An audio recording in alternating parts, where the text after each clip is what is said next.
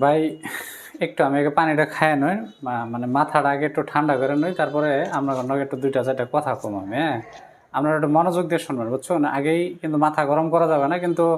আমার তো মাথা হট হয়ে রয়েছে যে নিউজটা আজকে আমি দেখলাম, বুঝছেন? এই নিউজের প্রেক্ষিতে মানে আমার যে মাথা গরম হয়েছে, এটা আপনাদের হওয়ার কথা।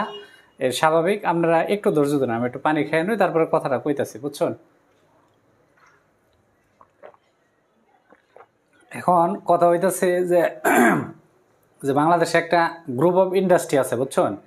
এই গ্রুপ অফ ইন্ডাস্ট্রির নাম হচ্ছে ওই যে এস আলম গ্রুপ।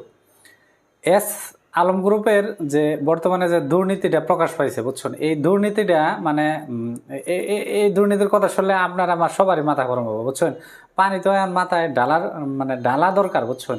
এই যে এস আলম গ্রুপের যে প্রতিষ্ঠাতা আছে মানে মোহাম্মদ সাইফুল সাইফুল আলম সম্ভবত, এর পিএস